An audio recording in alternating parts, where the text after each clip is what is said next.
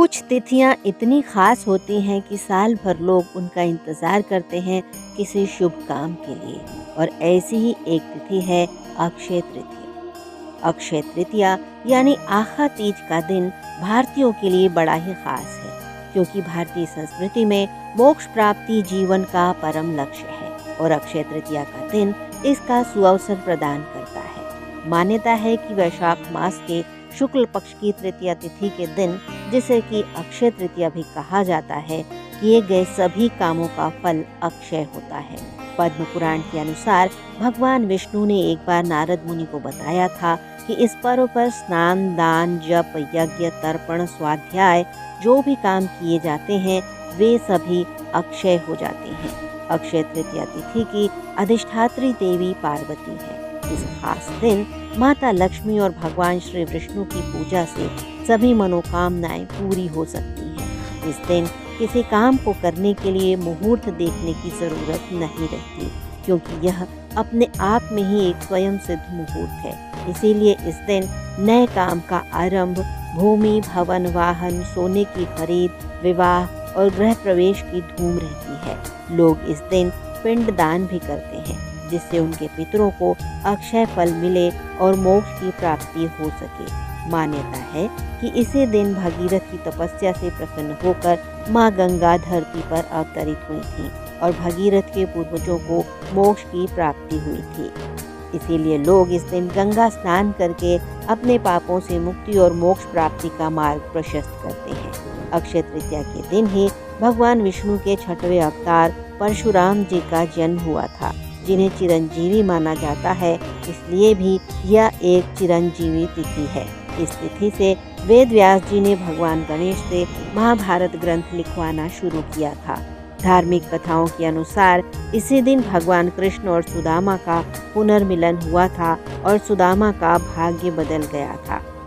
यही नहीं, इस दिन वृंदावन के बांके बिहारी मंदिर में साल में एक बार बिहारी जी के चरणों के दर्शन होते हैं। इसी दिन से बद्रीनाथ मंदिर, गंगोत्री और यमुनोत्री के कपाट खुलते हैं। इसी दिन जगन्नाथपुरी में रथ यात्रा के लिए रथों का निर्माण कार्य शुरू किया जाता है। यह दिन इसलिए भी खास है क्योंकि इसी तिथि से सतयुग और त्रेता युग की शुरुआत हुई थी। साथ ही द्वापर युग और महाभारत युद्ध का अंत हुआ था। ब्रह्मा जी के पुत्र अक्षय कुमार और विष्णु जी के नर नारायण और हयग्रीव अवतार के साथ माँ मातंगी का आविर्भाव भी इसी तिथि पर हुआ था। ज्योतिष शास्त्र में भी इस तिथि का महत्व कम नहीं है। इस पर्व के दौरान आत्मा का प्रतीक सूर्य अपनी उच्च राशि मेष में और मन का प्रतीक चंद्रमा अपनी उच्च राशि वृषभ में रहता है। यानी इस समय जगत को चलाने वाले दोनों प्रमुख ग्रह सूर्य और चंद्रमा अधिक चमकीले होते हैं और सबसे ज्यादा प्रकाश उत्सर्जित करते हैं, जिससे पृथ्वी की सतह पर ज्यादा से ज्यादा प्रकाश और ऊर्जा की सकारात्मकता मौजूद रहती है। इसलिए भी यह तिथि सबसे शुभ मानी जाती है। इसीलिए यह तिथि सभी पापों का नाश करने वाली और सभी सुखों को प्रदान करने वाली मानी गई है। यही कारण है कि बड़ा खास होता है अक्षय तृतीया का दिन, और किसी शुभ काम को संपन्न करने के लिए लोग इस अबूझ मुहूर्त का साल भर इंतजार करते हैं। पुण्यों की प्राप्ति के लिए अक्षय तृतीया तिथि पर चावल, आटा, नमक, घी, गुड़, चना, सत्तू, तिल के साथ ठंडक देने वाली वस्तुएं जैसे जल से भरा हुआ घड़ा, शक्कर, जल रखने और पीने के बर्तन, पंखा, तरबूज, खरबूज, खीरा, ककड़ी जैसे फल, शरबत, जूता, छाता, टोपी दान करने से माँ लक्ष्मी और माँ अन्नपूर्णा की कृपा बनी रहती है और घर में सुख समृद्धि आती है। इस दिन नमक खरीद कर दान करने से पितर प्रसन्न होकर अपनी कृपा बरसाते हैं। इस दिन दान करने से 10 गुना अधिक फल तो मिलता ही है। दान के प्रभाव से जीवन में कई बड़े बदलाव देखने को मिलते हैं। ऐसा माना जाता है कि इस दिन सत्तू अवश्य खाना चाहिए। सेंधा नमक खरीदने से धन संपत्ति बढ़ती है, लेकिन इस दिन इसे केवल खरीदें, खाएं नहीं।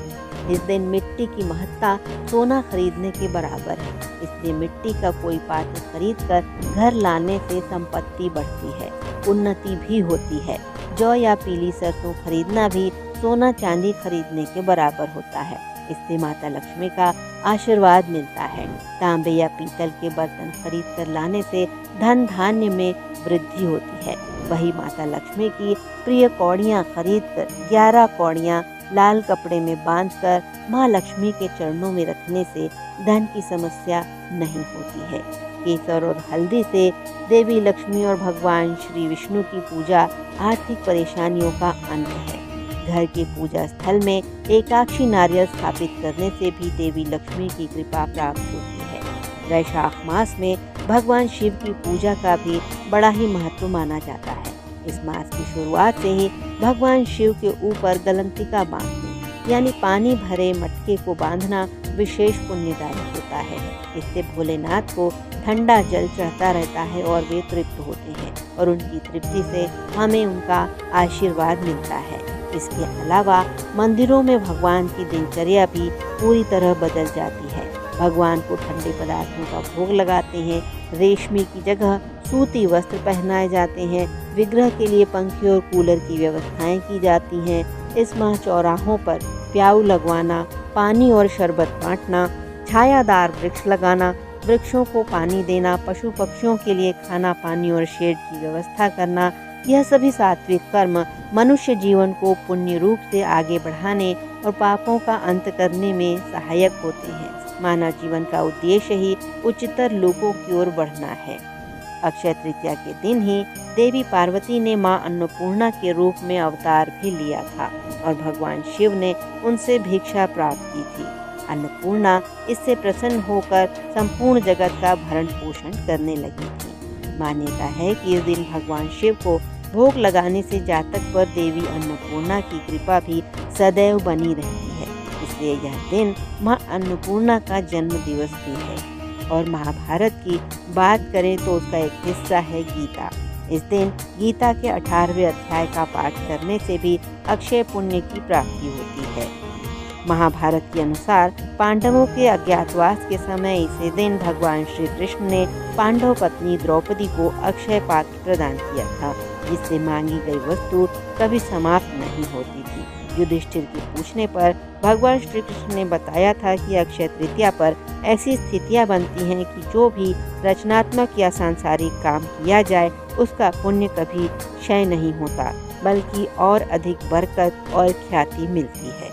यह भी माना जाता है कि इस दिन मानव अपने या स्वजनों के लिए किए जाने वाले जाने अनजाने अपराधों के लिए सच्चे मन से ईश्वर से क्षमा प्रार्थना करे तो ईश्वर उनके अपराधों को क्षमा करके उन्हें सद्गुण प्रदान करते हैं।